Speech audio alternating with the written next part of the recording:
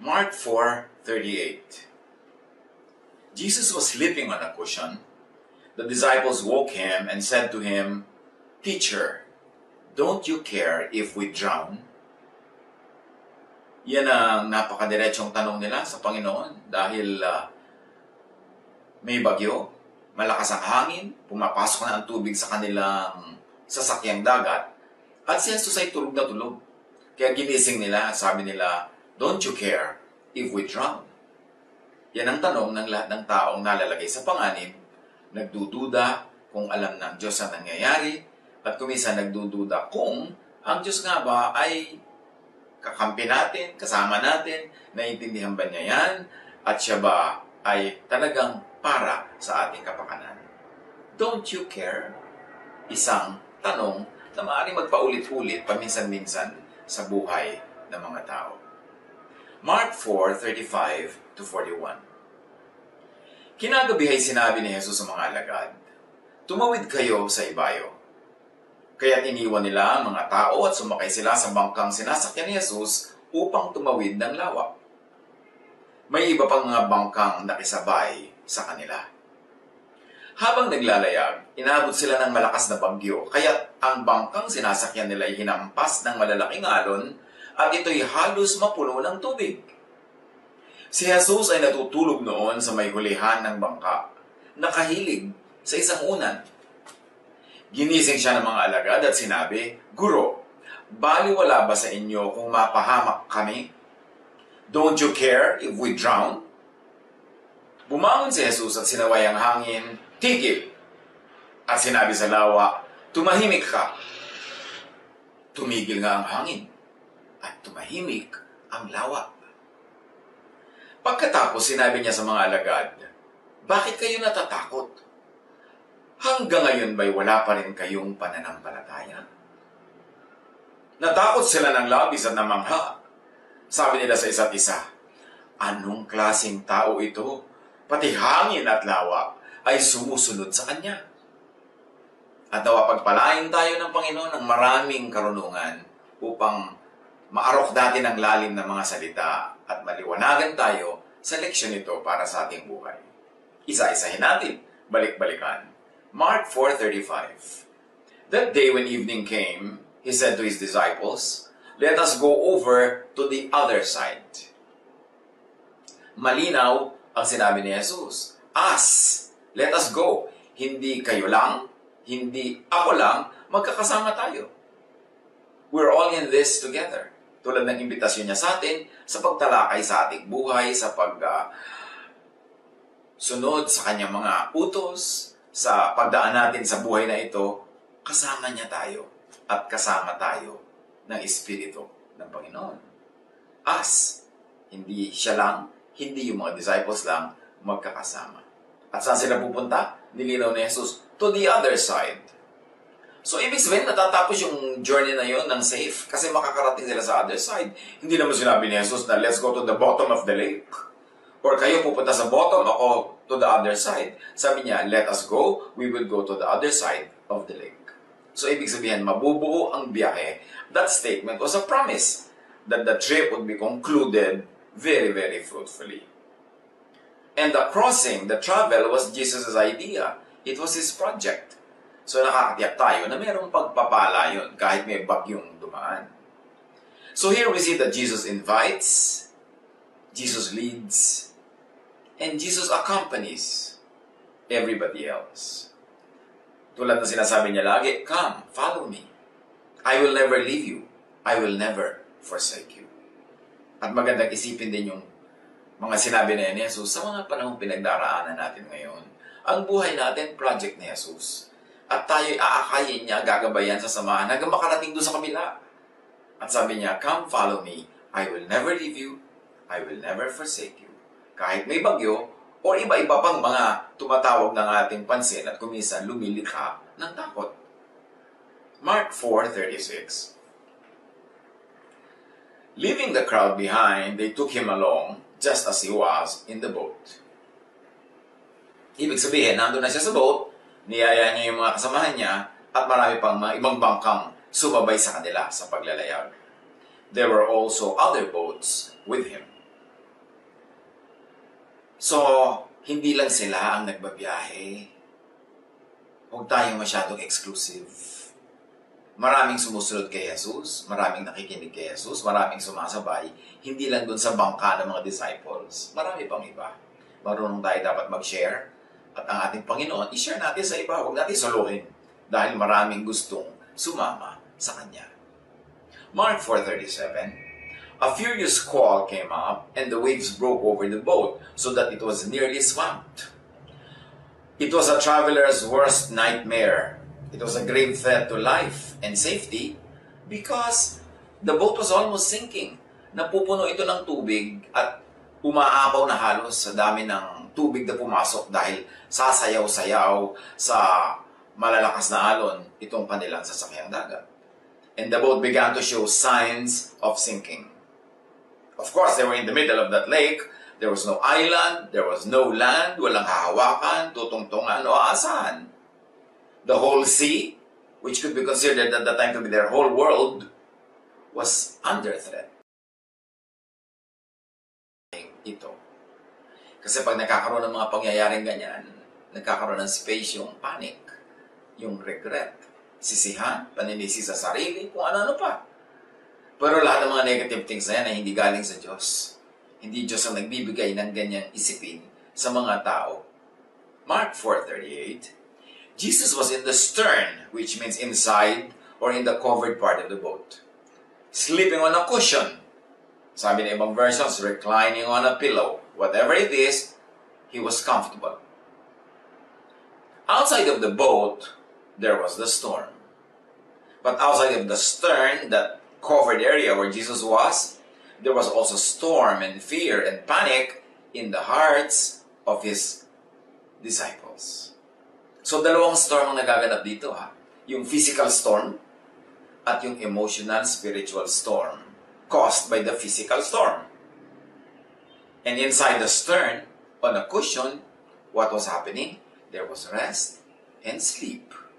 Jesus was quietly resting and sleeping. In contrast to the storm in the people's hearts and to the storm that was happening all around them. So, yung peace, yung stormy feeling, depende lang kung saan ka nakapwesto. Kung nandun ka sa stern, kasama ni Jesus, tahimik ka. Nandun ka sa labas, at ang tinitingnan mo yung mga galaw ng hangin, ng alon, ng bangka, magkakaroon ka talaga ng dalawang storm. Physical and emotional storm. Which is probably what's happening in many people's hearts right now. Na merong mga issues and challenges sa labas, pero meron ding issue sa loob, sa puso. Ito ay tinitirhan ng takot, tinitirhan ng sari-saring mga negative thoughts and feelings. Noon, ngayon, pare-pareho lang. Sabi nga ni Solomon, there is nothing new under the sun.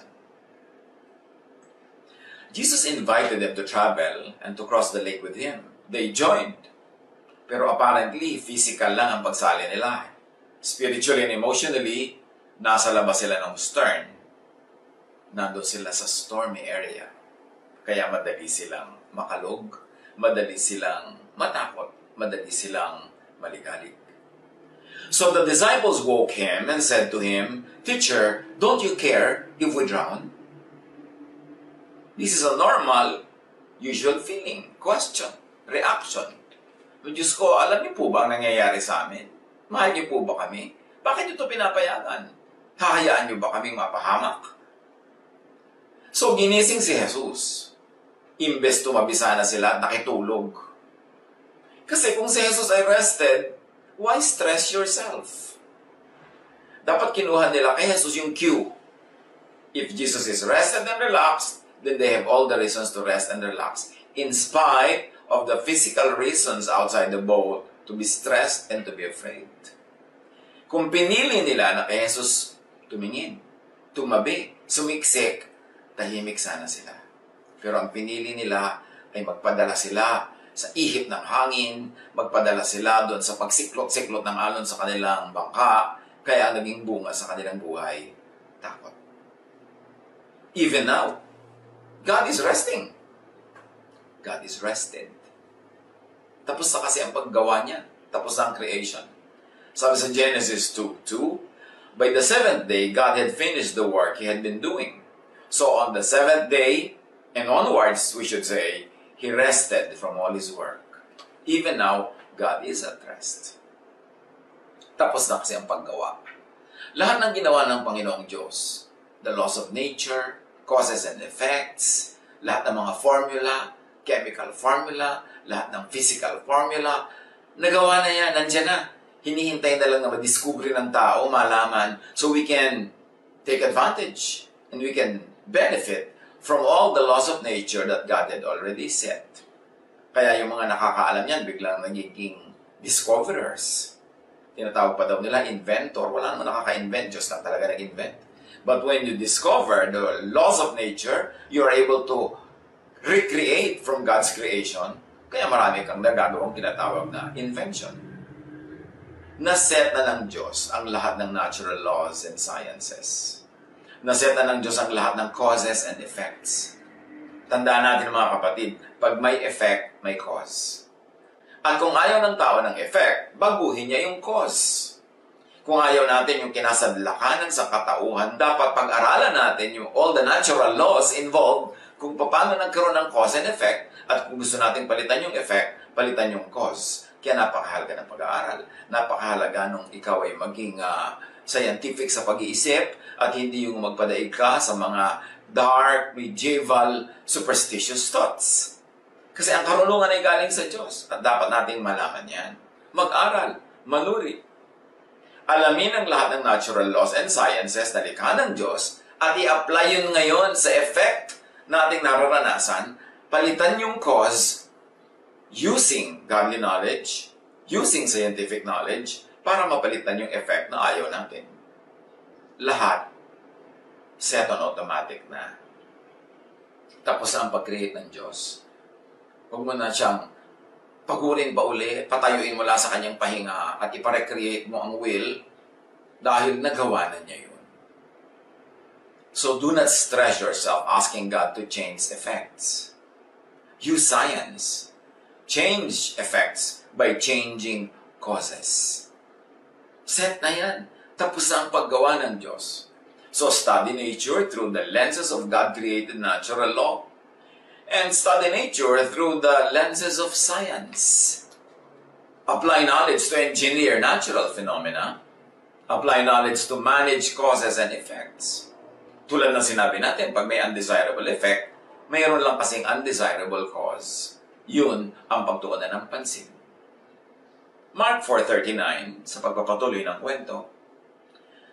So, ginising siya. Sabi ng mga disciples, don't you care if we drown? So he got up, rebuked the wind, and said to the waves, quiet, be still. Then the wind died down, and it was completely calm. Tumahimik, pumayapa. Pansinin natin kung anong ginawa ni Jesus nung may bagyo, nalagay sa panganib ang buhay ng mga disciples, or at least sa tingin nila, ginising siya, sabi niya, don't you care? Pagbangon niya, Jesus listened to the plea. Pinakinggan niya. Jesus rebuked the wind and the waves, not the disciples. Hindi inusig ni Jesus ang mga tao. Hindi isinisi ni Jesus sa mga tao ang bagyo. Hindi sinabi ni Jesus na may bagyo kasi galit sa inyo ang Diyos Ama. Hindi tumawag si Jesus ng repentance rally para tumigil ang bagyo. Hindi naman niya sinabi, kaya may bagyo kasi makasalanan kayo kasi galit sa inyo ang Diyos. Hindi dinagdagan ni Jesus ng guilt and more fear ang nerbiyos ng mga tao. Kasi hindi naman nagpapagyo ang Diyos para magpapansin, para magpaalala ng kasalanan, at para magparusa. Talaga lang may bagyo, may cause and effect. At pag tinignan natin yung geography ng Sea of Galilee, merong maraming mga warm winds na naiipon dyan sa gitna ng lake na yan kasi yan ay parang nakukwintasan ng mga kabundukan. So, warm air gathers on the surface of the lake.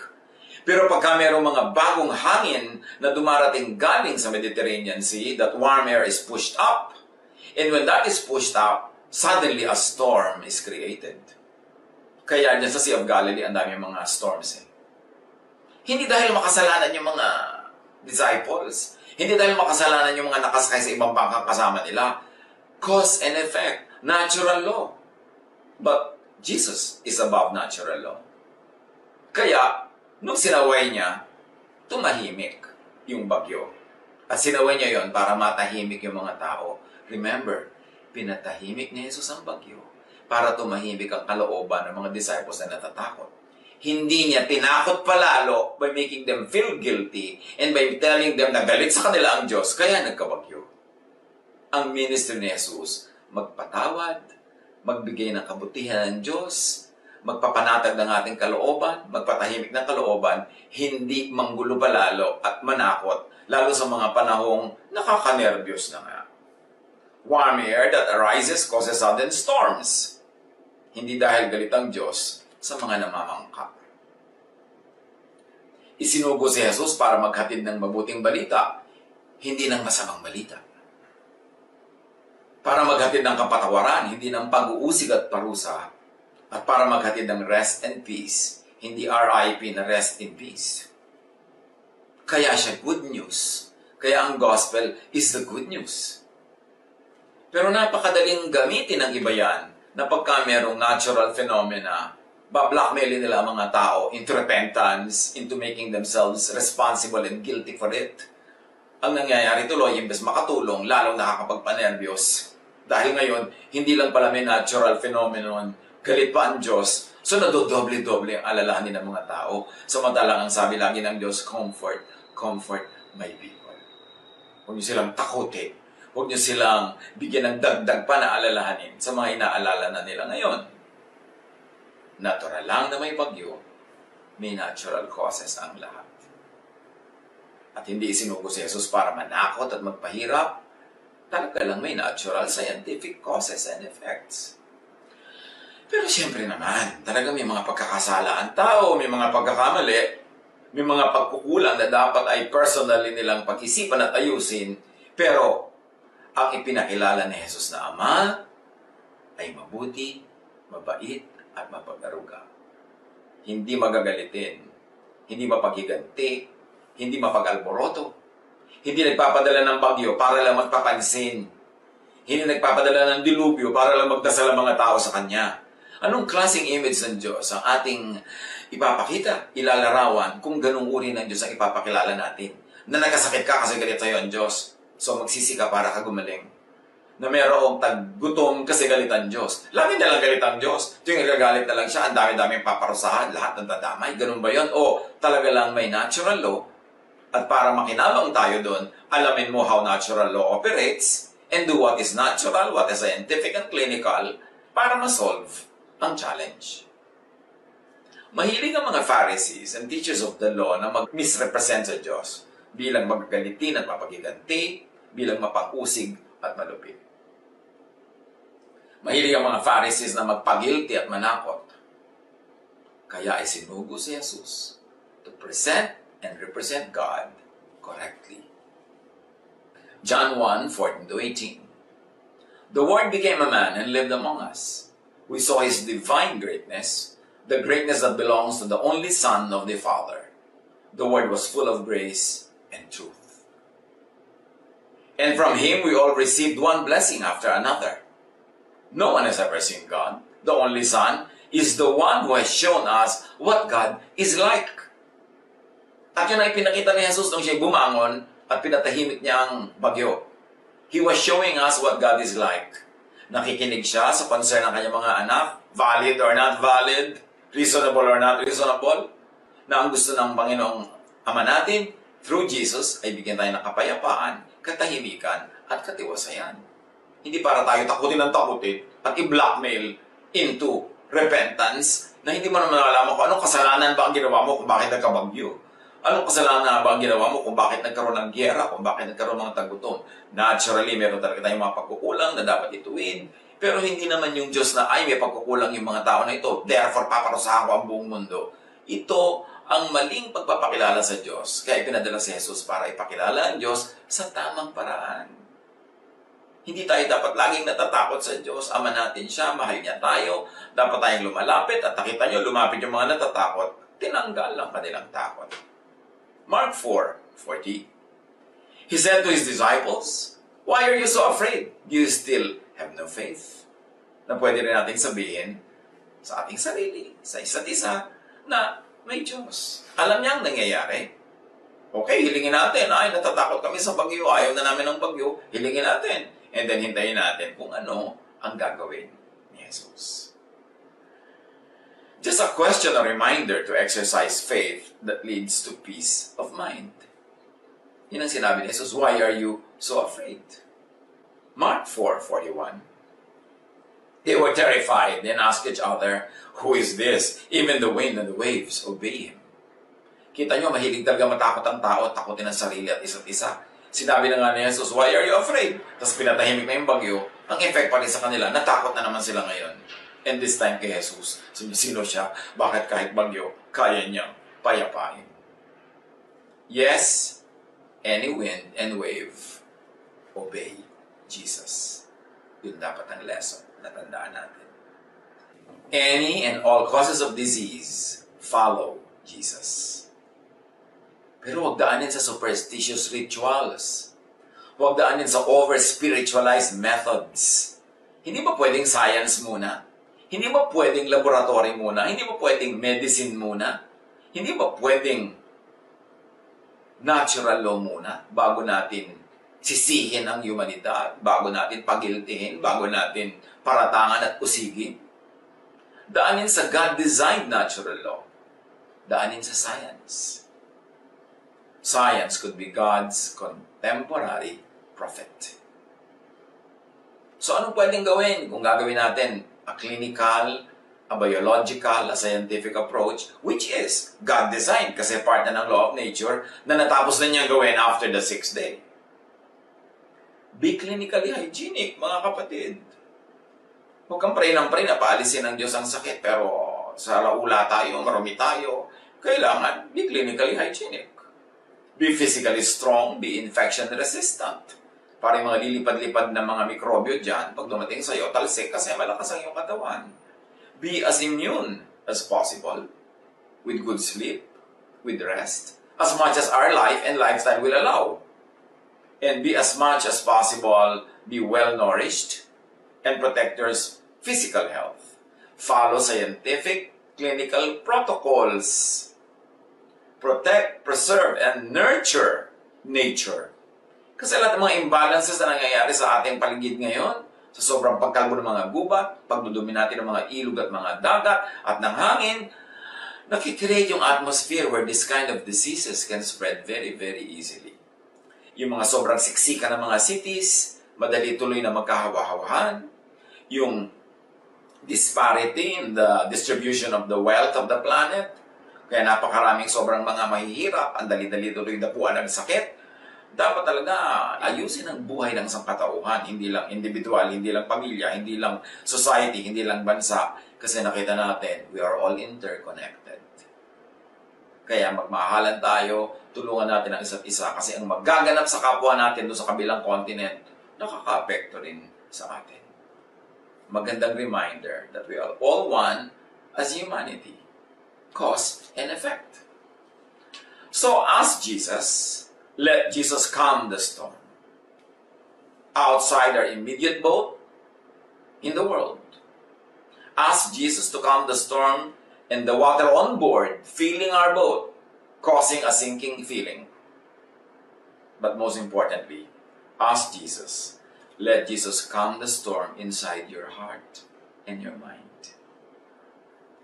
If your heart and mind is the kingdom of God, if God rules there, the peace of God rules your heart, you hold fast to the promises of God, and you are very aware of God's track record of loving through Jesus, then, no matter what storm can brew outside, you will have peace inside your heart, because your heart is the kingdom of God. Yan ang ating alagaan, na si Jesus ang lagi ng sentro ng ating focus, ang kanyang mga pangako, ang kanyang mga salita. Hindi doon tayo nakatitig sa bawat galaw ng alon, sa bawat galaw ng tubig na tinatangay ng hangin, hindi sa bawat ihip ng hangin, kundi kay Jesus na nandun sa loob ng stern, nasa kutsyon, nagpapahinga, natutulog. Hindi lang yun dahil siya antukin o siya pagod. Pinapakita niya sa atin how to deal with the storms in our life.